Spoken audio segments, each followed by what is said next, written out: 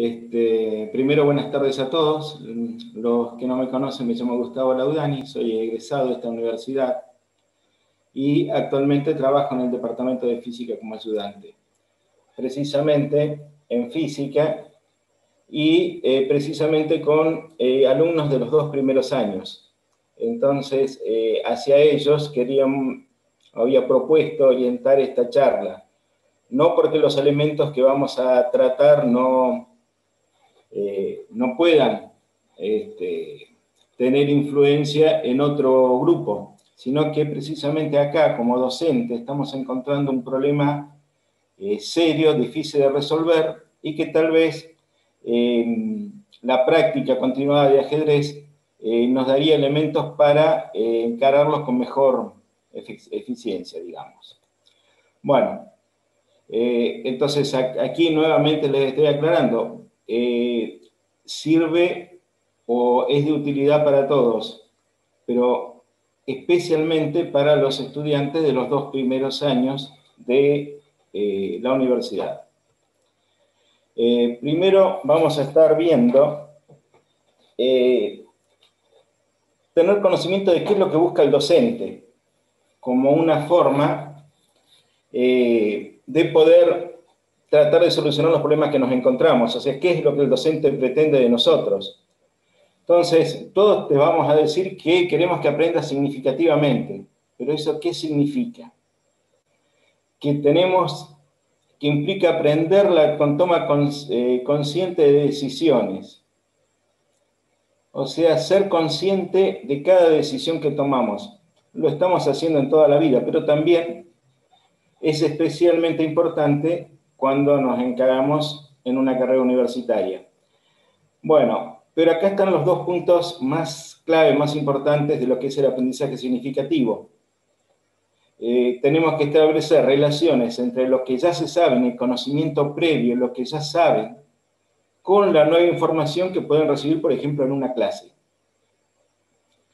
Ahora, esa relación es tan importante que no es solamente lo que nosotros traemos como conocimiento previo, sino cómo incorporamos ese nuevo conocimiento y nos apropiamos. O sea, no es solamente conocerlo, sino hacerlo propio. Nos apropiamos. Y otro punto que todo docente te va a decir que busca es que el estudiante sea autónomo en su aprendizaje. Y aquí la cosa se empieza a complicar un poquitito más, en función de los resultados que estamos viendo de los alumnos que ingresan a la universidad.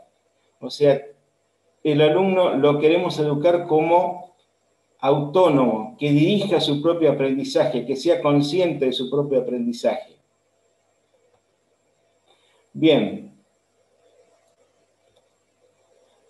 ¿Cuál es la realidad?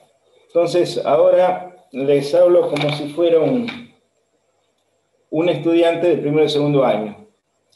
Voy a la clase, me encuentro que el docente me apoya, muy bueno, gracias, me explica, hacemos actividades creativas. Creo que entiendo claramente los conceptos. Llegamos a los ejercicios. Eso es el punto que en física tanto está afectando. Y parece que no me alcanza los conceptos. No logro relacionar la teoría con esa práctica. Voy a la siguiente clase. Se repite lo mismo. El cuerpo docente me apoya, me explica, hacemos actividades creativas, pero no logro entrelazar lo que vi anteriormente con lo que estamos viendo ahora. Y llegan nuevamente los benditos ejercicios. ¿Qué me está faltando? El docente me dice que no es un trabajo, el aprendizaje no es unidireccional, es bidireccional, yo tengo que poner de mi parte. Y esa parte son las horas que estoy sentado estudiando o haciendo una práctica. Bien. Ahora, llevo 12 años de enseñanza, normalmente cuando llego a la universidad, la enseñanza inicial, la enseñanza media, pero me adiestraba en habilidades para el estudio, y acá estoy metiendo otro concepto, las habilidades.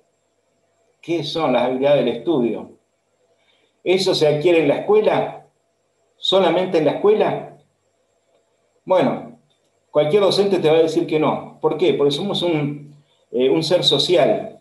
Estamos permanentemente interrelacionándonos con el medio ambiente, estamos aprendiendo de los demás.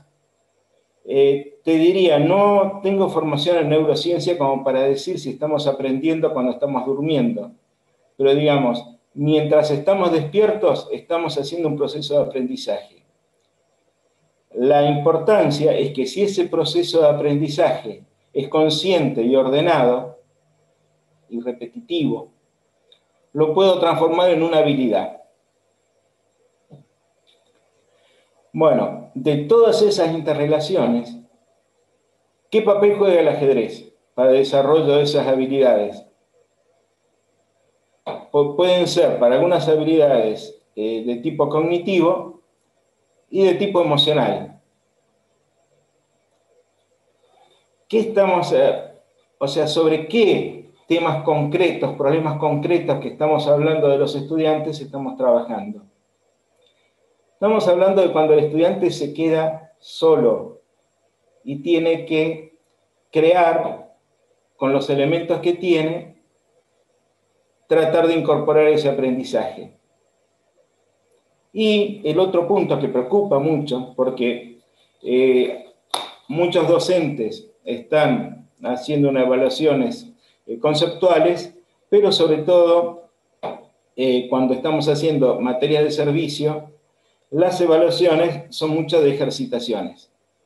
Entonces, ahí entramos en el otro problema del estudiante, que es el examen. Y especialmente, cómo está condicionado emocionalmente para afrontar un examen.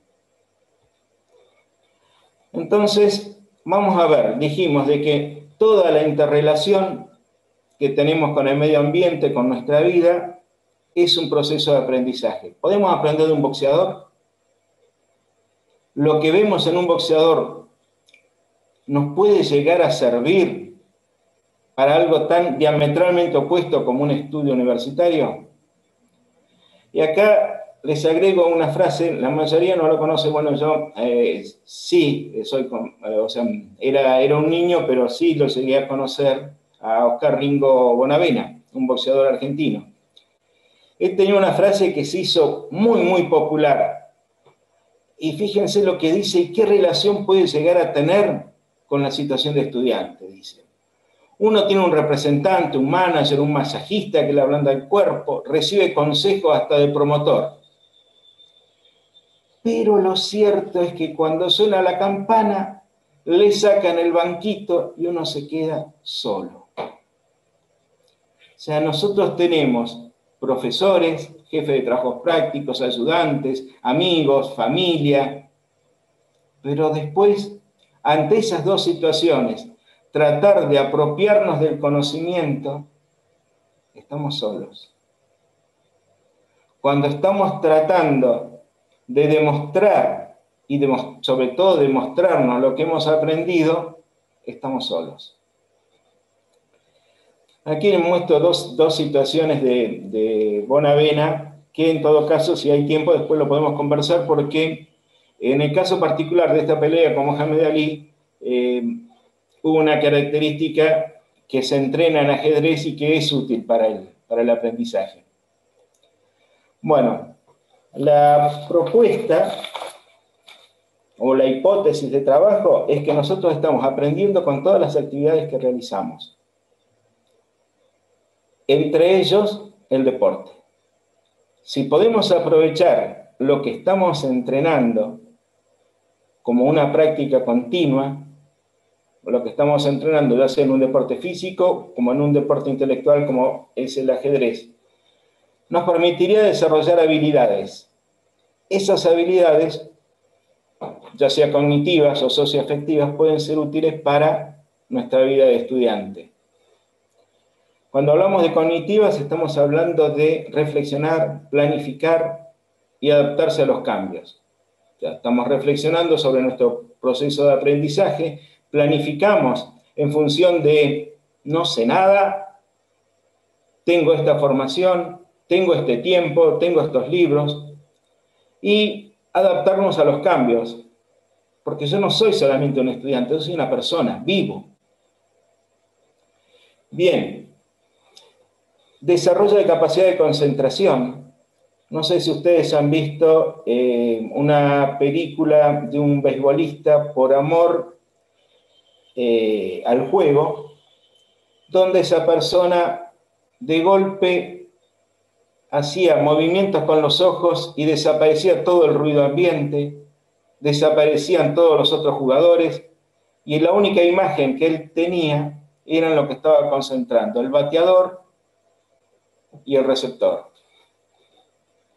En ajedrez, es una de las bases principales de su entrenamiento. Y la ejercitación de la memoria, ahí se ve un poquitito más en ajedrez que en otro tipo de deporte. Y de las socioafectivas vamos a tomar la autoconciencia y autocontrol. Hay un montón de bibliografía de todo esto, controversial, o sea, no está todo el mundo muy de acuerdo, pero sí están de acuerdo en los beneficios que tiene la práctica prolongada del ajedrez para el desarrollo de un estudiante en nivel inicial, incluso hasta nivel medio. No he encontrado trabajos que hable sobre universidad. Ahora, si estamos hablando de ajedrez como una herramienta educativa, tenemos que conocer algunas definiciones, o sea, sobre qué estamos hablando. Si el ajedrez es una herramienta educativa, tiene que estar encuadrado en un marco teórico. No le voy a dar tanto sobre el marco teórico porque precisamente estamos orientados al estudiante, no al profesor. Pero de todas maneras, hay algunas definiciones como para saber de qué estamos hablando. ¿Qué se entiende por una capacidad? Es lo que nosotros en deporte llamábamos condiciones naturales.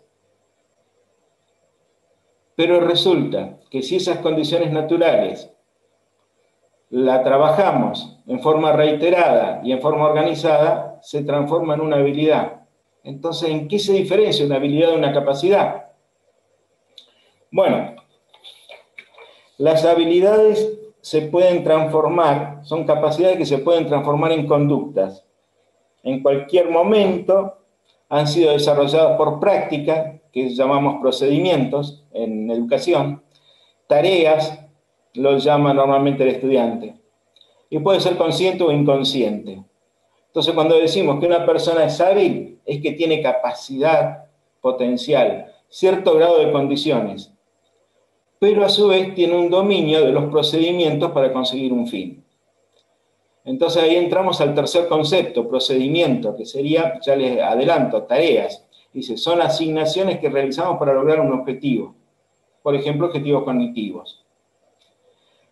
Pueden ser propios del área o interdisciplinarios.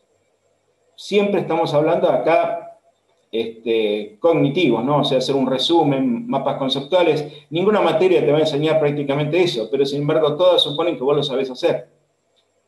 ¿Y cuándo lo aprendiste? Ese es uno de los problemas. Bueno, acá viene una división de tipos de procedimientos que son muy útiles cuando lo queremos relacionar con el ajedrez. Hablamos de procedimientos algorítmicos y heurísticos. Y me voy a referir a un educador, Presley, en 1990 hizo, o puedo resumir estas definiciones. Dice una sucesión ordenada que lleva a una solución segura del problema y generalmente se llevan adelante mecánicamente. Entonces acá ya estamos hablando de un orden de entrenamiento, de un orden, de una acción. Pero la clave, lo que diferencia un algoritmo de una heurística, es que lleva a una solución segura. Yo sé que si llevo adelante una serie de acciones, voy a tener un resultado conocido. Y la heurística es cuando estamos ya en una situación más natural. O sea, tenemos tal grado de variantes que no puedo garantizar que voy a tener un resultado. Sí una orientación, pero no un resultado. Ahí entramos al terreno de lo que llamamos técnicas y estrategias. Las técnicas, bueno, una sucesión ordenada de acciones para un fin concreto, o sea, estamos casi hablando de un algoritmo. ¿Cómo entra la estrategia de aprendizaje? Implica toma de decisiones, algo que tenemos que hacer a diario y lo venimos haciendo a diario aunque no nos demos cuenta. Todas son conscientes, están dirigidas a un objetivo y las técnicas es una herramienta de la que nos valemos dentro de la estrategia. En sí es como una tabla de guía de qué acciones tenemos que seguir. Y ahí entramos en la concentración, algo tan importante cuando estamos hablando de ajedrez. Y vamos a distinguir entre una percepción y la atención. La atención es lo que normalmente estamos llamando por concentración, pero tengamos en cuenta estas dos etapas. La percepción está vinculada a los sentidos, pero cuando estamos vinculados a los sentidos no es solamente vemos, oímos, tocamos, sino qué hacemos con esa información de que vemos, oímos y tocamos. La atención implica enfocarse en un estímulo por encima de cualquier otro estímulo. Ahora, ya estamos hablando de una situación consciente, en general. Es limitado, yo no puedo mantener una intensidad alta de concentración, de atención en un estímulo, en una acción, en un ejercicio, y estar atendiendo varias cosas a la vez. O sea, no puedo estar mirando televisión y haciendo un ejercicio, tratando de que con la misma atención que interpreta lo que está pasando en televisión, con esa misma intensidad, estoy comprendiendo ese ejercicio. Bueno, este mismo autor divide la atención en selectiva, dividida y alterna. Selectiva es cuando me centro en un solo estímulo durante un cierto periodo de tiempo, no lo puedo mantener eterno eso. Y hago desaparecer todos los otros. Ahí estamos en el ejemplo que les estaba dando. Y estamos concentrados en una sola tarea. Dividida era lo que venía hablando. Estamos trabajando, mirando televisión y haciendo otra cosa. Y alterna es cuando, por ejemplo, estoy concentrado en una actividad y ocurre un imprevisto que me obliga a desatender esa actividad y atender el otro estímulo. Y aquí entramos a un terreno que para mí es un poquitito controversial, porque como educador siempre estamos tratando de que los alumnos no memoricen, pero la memoria no es algo malo, necesariamente, es algo que nos permite avanzar más allá, que no quiere decir lo que nosotros interpretamos como memoria. Recordar, almacenar por un periodo de tiempo, números, frases, reproducirlo. Eso es lo que entendemos por memoria en otras etapas. Eso es un subproceso. Es una construcción de conocimiento. O sea, nosotros de alguna manera almacenamos una parte de información para usarla más adelante. Si la tenemos almacenada y no la estamos trabajando conscientemente, podemos dedicar esa conciencia a otro tipo de tareas.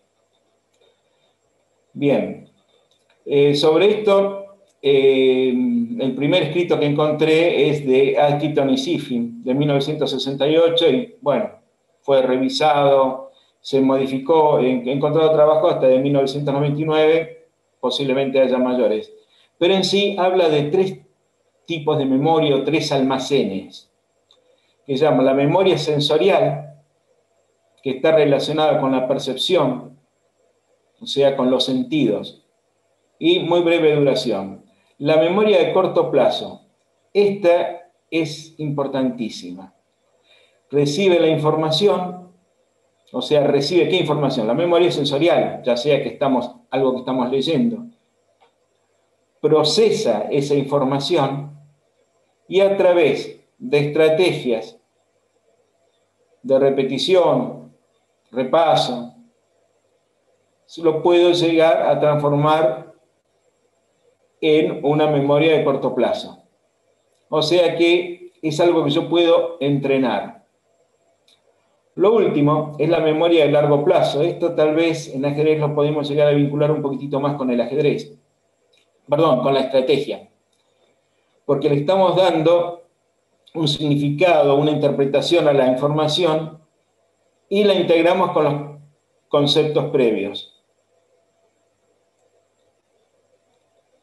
Lo último que trataría dentro de lo que estamos trabajando, dentro de todo este marco teórico, es el desarrollo socioafectivo.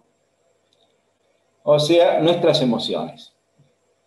Está ligado al contexto de la experiencia que se vive y cómo interpretamos, cómo afrontamos un problema emocional. Hay un libro muy interesante de Goleman sobre inteligencia emocional y lo refiere como una habilidad para manejar los sentimientos, emociones, discriminar entre ellos y utilizar esos conocimientos para dirigir nuestros propios pensamientos y acciones. Está muy interesante. El marketing, precisamente, estamos trabajando en esto. Es más, no quisiera meterme en un terreno tan escabroso, sobre todo en la situación que se está viviendo en Estados Unidos, pero fíjense cómo se puede llegar a trabajar esa inteligencia emocional y en ese caso social. Pero, digamos, a partir de Goleman podemos decir que es una inteligencia que se puede entrenar. Y sobre el que vamos a trabajar nosotros, de autoconciencia, autocontrol. ¿Qué sería autoconciencia? Saber dónde estoy parado antes de iniciar una tarea. ¿Cuáles son mis fortalezas? ¿Cuáles son mis debilidades? Ser consciente de lo que estoy sintiendo, de cómo me siento en esos momentos. Y autocontrol es que precisamente esas emociones que me están afectando no condicionen mis acciones. Automotivación, bueno, estas otras habilidades que no íbamos a trabajar. Entonces, ¿sobre qué íbamos a estar? Que el aporte de la práctica continuada de ajedrez no podemos conocerlo como el manejo del estrés, el autocontrol, y relaciónenlo directamente con los exámenes. La autoconciencia y el autocontrol, relaciónenlo directamente con los exámenes. Después vamos a ver por qué. Vamos a dar algunos ejemplos. En sí voy a dar 3 tipos de ejemplos. Uno vinculado a una clase universitaria, otro vinculado a cómo se entrena en atletismo, que es uno de los deportes que yo hacía, y cómo se entrena o cómo se trabaja en ajedrez. Bueno, en física, un profesor quiere que los alumnos conozcan un procedimiento que se puede aplicar en una determinada situación. Entonces, ¿qué hace? Le indica las tareas, indica las tareas para asegurarse la correcta ejecución del procedimiento. ¿Qué te estoy diciendo? Traten de recordar cuando ven una guía de ejercicios. Van a ver que hay algunos ejercicios que ustedes los hacen fáciles, que son casi repetitivos, se hace muy similarmente uno de otro. Bueno, ahí están ustedes tratando, el docente está tratando de que ustedes adquieran un dominio de una determinada herramienta, de un determinado procedimiento, como algo ya casi mecánico. Pero después van a encontrar otros ejercicios más complejos. ¿Qué está buscando el docente? Que puedan planificar la actuación, que pasen a poder reflexionar cuándo, por qué hago ese procedimiento, lo puedan comparar con otros. Ahora, ¿cómo hace eso?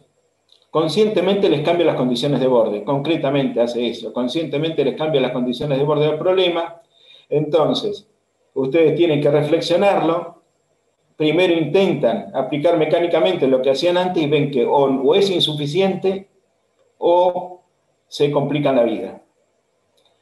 Bueno, este es otro tema más importante que dialogamos mucho los docentes. Pero aquí me voy a dedicar exclusivamente a la parte física, el problema de física de primero y segundo año. ¿Qué problemas nos encontramos? Nosotros estamos muy acostumbrados a que la matemática con su estructura, para nosotros es un idioma, es un lenguaje. Es la manera con que escribimos las experiencias, los conceptos derivados, y como una forma muy previsible de prever qué va a pasar si cambiamos esas condiciones de borde, o cómo podemos transmitirle a otro esa experiencia que estamos viviendo. Ahora, ¿cuál es la consecuencia de trabajar así? Que el estudiante piensa que la ecuación, esa es la física, y en realidad la forma como uno se comunica no es el concepto físico. ¿Qué pasa? Cuando le estamos cambiando las condiciones, no adaptan la técnica y esa confusión se transforma en un problema. Si tenemos en cuenta Física 1 y 2, materia de servicio, se están dictando con un cuatrimestre de diferencia con respecto a las materias de cálculo o análisis matemático, que nos encontramos con una gran diferencia entre dos tipos de alumno: el alumno que ya rindió la materia, que ya la aprobó, y el alumno que solamente la cursó. ¿Qué está faltando? Está faltando de que el estudiante conoce la estructura, sabe de lo que le estoy hablando, pero no hizo propio ese conocimiento, no lo incorporó a su estructura cognitiva. Y si no hizo eso, no podemos lograr ese aprendizaje significativo. Entonces, este es un problema que tenemos que resolver. Bueno, ¿qué pasa en atletismo? Imagínense el trabajo de un entrenador con un atleta novato, no con un chico. Si bien es bueno trabajarlo con chicos, le incorporamos toda la parte de juego, pero hablemos de un atleta mayor de 16 años, o sea que ya tiene una estructura ósea determinada. Entonces, el entrenador planifica, trabaja por etapas. Algunas son secuenciales y otras son simultáneas. Primero pasa porque busca que el atleta no se lastime, que no pierda. Entonces trabaja en el acondicionamiento físico, la flexibilidad, la fortaleza, la resistencia, la alimentación. Después, en el gesto técnico. Ahora miércoles.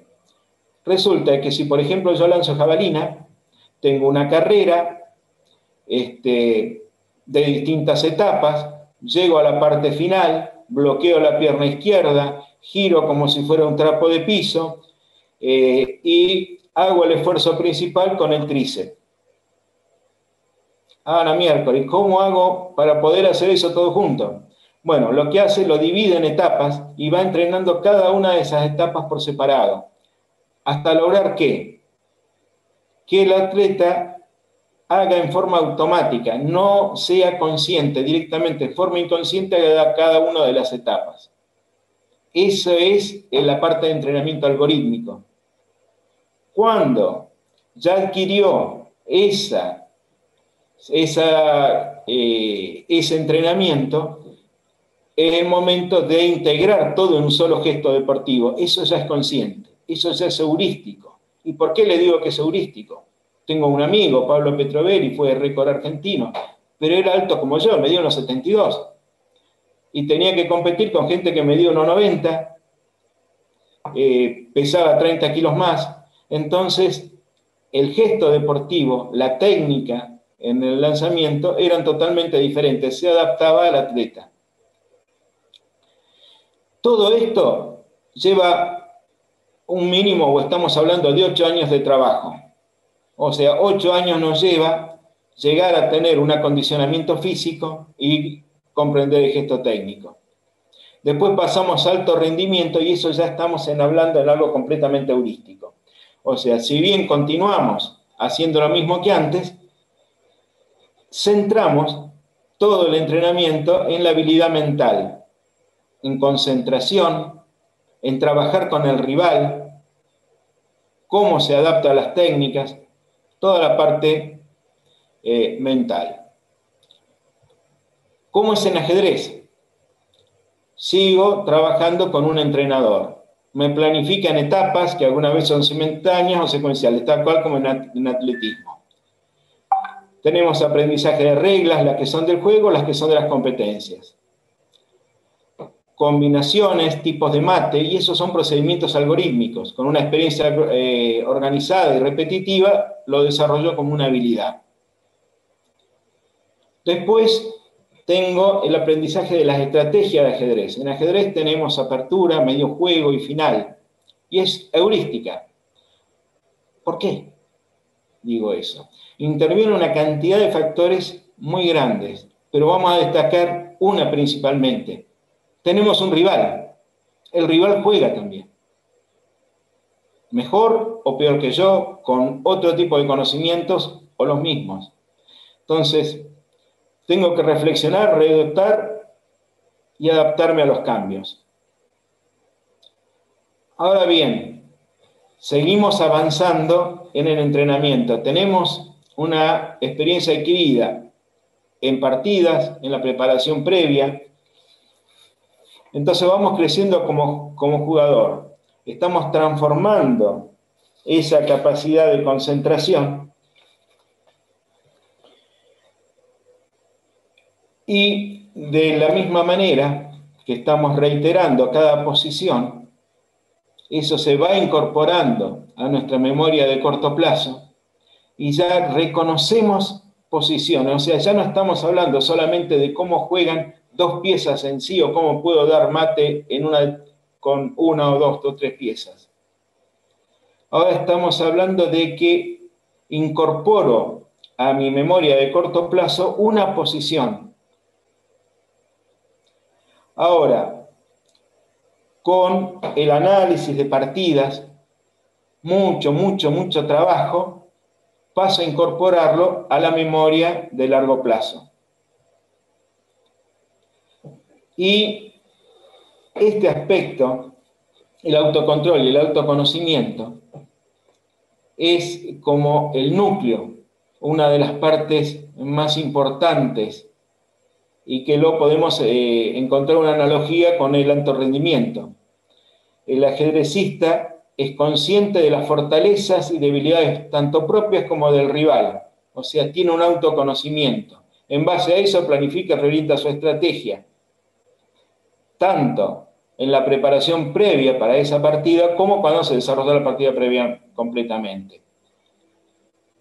Se entrena en autocontrol, o sea, resiste el impulso inicial de quiero hacer algo y no miro lo que hizo el rival, se resiste a eso, al primer impulso.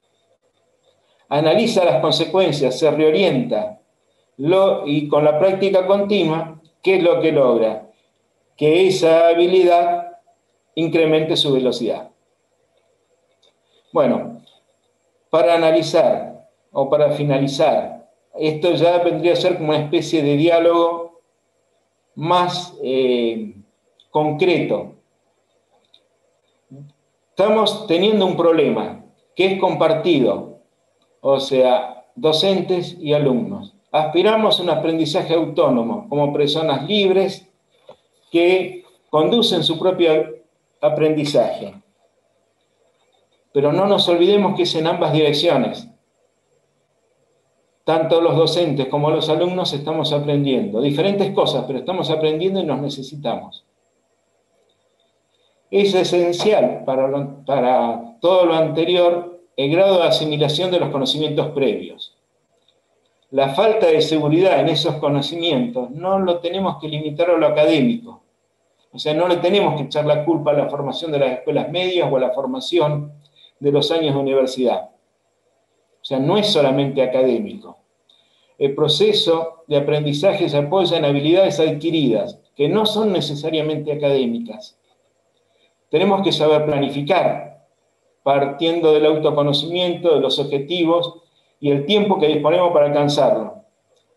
Tenemos que saber controlar nuestras emociones, el estrés de un examen, por ejemplo, que puede bloquear el desempeño, o que un fracaso que sería un examen, un ejercicio que no lo sabemos hacer. Tenemos esa costumbre de hacer una serie, hacemos el ejercicio 1 y recién, después que hicimos el 1, hacemos el 2, después recién hacemos el 3. No. Trabajemos con nuestras emociones. Hagamos el ejercicio que nos resulte más sencillo. Saquémonos esas mariposas del estómago que tenemos previo al examen. Si un ejercicio no lo sabemos, no lo tomemos como un fracaso, no dejemos que nos condicione. Pasemos al siguiente. Si somos capaces de mantener una concentración, aislarlos temporalmente del medio ambiente y dirigir la atención a la situación a resolver. Un político, Winston Churchill, decía ruido de monos. Tenemos que sacar toda esa serie de pensamientos aleatorios inconducentes que nos llevan a una distracción, concentrarnos en la situación a resolver. Tenemos que ser capaces de potenciar nuestra memoria de corto alcance. ¿Para qué? Para no perder tiempo y podernos concentrar en las situaciones más complejas. Bueno, cada uno de los puntos anteriores son habilidades que las podemos entrenar transversalmente en todo momento, con la condición que tiene que ser continuo. En ajedrez lo tomamos como una preparación para la toma de decisiones. Y no lo dije yo, lo dijo Kasparov en su libro Cómo la vida imita el ajedrez. El ajedrez es una buena herramienta y está aceptada. Encontré en una publicación, en un trabajo de doctorado, que el Parlamento Europeo de Estrasburgo, en su declaración del 15 de marzo de 2012, sugiere la incorporación en las escuelas primarias y en las escuelas medias del aprendizaje del ajedrez como una herramienta educativa. Pero no nos olvidemos, cada persona es única, no estamos perdiendo individualidad, pero tenemos patrones comunes, no estamos solos. Vivimos en una sociedad que compartimos una misma cultura y que tenemos unas respuestas comunes a todas. Bien, esto en sí era de lo que les quería compartir, digamos, con ustedes. Excelente, Gustavo. Muchas gracias. Eduardo, no sé si querés... Si hay tiempo, Eduardo, es una tentación. Ayer me entero que no solamente es un doctor en matemáticas, sino también un licenciado en física, y que fue primero física. O sea, acá traté, como educador, situaciones muy vinculadas a las matemáticas que me gustaría conocer cómo opina Eduardo de ello. Y me metí en terreno de un entrenador de ajedrez. Y aquí estoy viendo a una persona que me ayudó mucho a que yo pueda ser un profesor de física, gracias al ajedrez. Entonces, me gustaría que podrían aportar ambos. En el caso de Eduardo, me gustaría ese problema que estaba presentando de que el alumno confunde la ecuación matemática con el concepto. No sé si podés... Sí, la verdad, bueno, muchas gracias a Gustavo, la verdad que la presentación me ha parecido excelente. Me parece que no tenemos mucho tiempo disponible, voy a intentar ser muy, muy breve y en cualquier momento, bueno, los moderadores que llamen la atención o lo que sea. Sí, efectivamente la física plantea el problema de que, bueno, el mundo está escrito en caracteres matemáticos, ¿no? Aparentemente la matemática es capaz de describir situaciones y eso es realmente milagroso con una precisión asombrosa, ¿no? Es como que uno descubre la ley y realmente tiene sensación de universalidad, ¿no? ¿Cómo al alumno se le dice, bueno, esto es efectivamente la formalización matemática de un suceso que estaba antes de que yo lo escribiera? Eso es algo complejo de explicar, ¿no? Y a veces, desgraciadamente, uno tiene que pasar tiempo para poder madurarlo. Es muy difícil, yo creo, que una persona que empieza a hacer cursos de física y matemáticas simultáneamente cuando está recién entrando a la universidad. Y además, bueno, tú digamos que le quitabas un poco de hierro, pero es cierto que a veces vienen de la escuela secundaria con falencias en matemática elementales. Es muy difícil pedirle que en un año asimile, bueno, que están las matemáticas ahí, está la física ahí, una sirve para describir la otra, pero la física estaba como antes de alguna manera. Además, las dos tienen una naturaleza bastante abstracta, ¿no? La matemática y la física, que se entronca también con lo que es el aprendizaje del ajedrez, ¿no? Que comentabas. Porque hay dos cosas, están las analogías que podemos encontrar entre los campos y también está la hipótesis, que es que, bueno, el ajedrez puede efectivamente ayudar a un alumno a mejorar su rendimiento, su comprensión de la física y la matemática, ¿no? El ajedrez tiene una naturaleza abstracta me parece que es una cosa que es conocido de todo el mundo, porque uno no se limita ya nos ha comentado Fernando, por ejemplo, el árbol es enorme a 2 jugadas vistas. Entonces, uno no calcula en una partida más allá. Tiene que realizar una lección y pensar en un plan a largo plazo. Eso en realidad es lo que uno también tiene que hacer cuando resuelve, por ejemplo, un problema de física. Generalmente tiene un montón de fórmulas disponibles. Uno no escribe todas, empieza a reemplazar todas. Tiene que elaborar un plan de antemano, ¿no? Eso pasa con el ajedrez. Aquí tenemos con nosotros al profesor de ajedrez de la US, Adrián, que a lo mejor puede comentar más en detalle cómo en ajedrez hay que dar pautas sobre cómo buscar jugadas candidatas, por ejemplo, que sería lo mismo que en física. ¿Qué expresiones me pueden ayudar o no? No sé si puedes comentar algo, Adrián. Tenés el micrófono. Adrián, tenés que habilitar el micrófono. Activé. Ahí está. Bien. En particular, bueno, este tema de la jugada candidata ahora es más fácil porque antes no había muchos libros, ahora hay muchísimos libros de muchos entrenadores y bueno, nos dan la forma más fácil de poder explicar esto. En este caso, evaluar los elementos que hay en la posición para poder llegar al algoritmo de búsqueda correcto. Cuando uno empieza a jugar, la típica frase que dicen es ¿qué amenaza? Y uno lo que tiene que tratar de mejorar es esa pregunta, ¿no? La pregunta en realidad es lo que me hace un buen jugador. Si yo sé preguntar, va a ser más fácil la respuesta. Por eso la importancia que vos marcaste muchas veces, bueno, el tema de estudiar, de preparar, de practicar ciertos patrones para poder después automatizarlos. O sea, cuando uno lo hace automático, ya me ahorro ese tiempo y me dedico a las nuevas situaciones que surgen de la posición, que generalmente, como marcó recién Eduardo, Fernando lo marcó, ¿no? Que es muy grande, entonces uno debe de tener estas herramientas, no alcanza con patrones, sino que debo de estar resolviendo situaciones constantemente. Así que me parece que la parte del estudio del ajedrez me va a permitir aprender a estudiar también, que no es algo menor, a tener una forma de trabajo, y las habilidades que uno adquiere, una es obviamente la concentración, la otra la paciencia, en el sentido de aprendizaje, que uno por ahí lo da por sentado, pero bueno, el ajedrez te lo pide automáticamente por la cantidad de partidas que uno juega, y si uno no adquiere esa habilidad, resiliencia, va a ser muy difícil que avance. Entonces, creo que esas herramientas, obviamente, para cualquier aprendizaje es necesario. Así que el ajedrez en esa parte, bueno, es una herramienta interesante. Sí, hay una cosa que me gustaría añadir también, bueno, sobre todo por si hay algún alumno, alguna persona que está cursando y le interesa, el trabajo realmente es el motor de todo y sustituye a todo. No hace falta tener una inteligencia especial en absoluto para licenciarse de cualquier carrera, para doctorarse en cualquier carrera o para ser un muy buen jugador de ajedrez. Por supuesto, si quieres ser número uno, posiblemente, esa es mi opinión, hace falta un talento. No todo el mundo puede ser Einstein, no todo el mundo puede. Eso es así. Pero yo soy de la opinión y he dado clases bastante tiempo de que una persona media puede hacer una muy buena carrera de matemática, de física, doctorarse, lo que quiera, y estoy seguro que uno puede ser un muy buen jugador de ajedrez.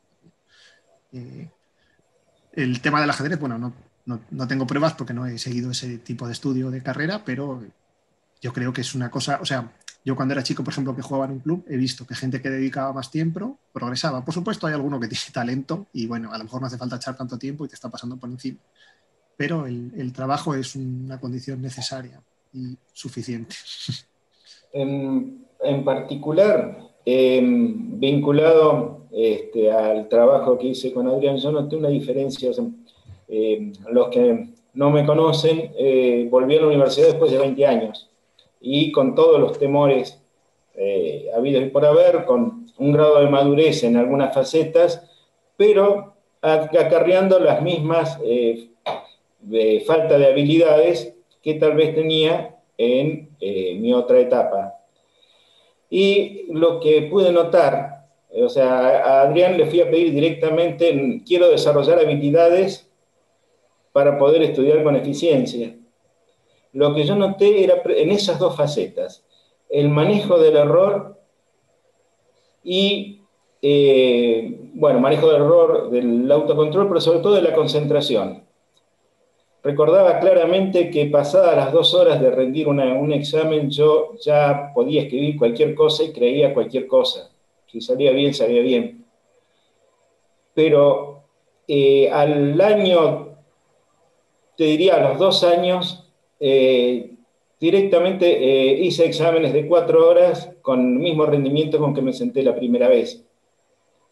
Y otro punto, que no lo había llegado a comentar del todo, pero que Adrián lo conoce muy bien, o sea, fui experto en palizas, en recibir palizas, en ajedrez, con torneos cortos de 10 minutos, que salía de una partida o de una paliza y tenía rápidamente que a ver si hay algún error grave que cometí, si me llego a llegar a acordar, pero ¿qué era lo más importante?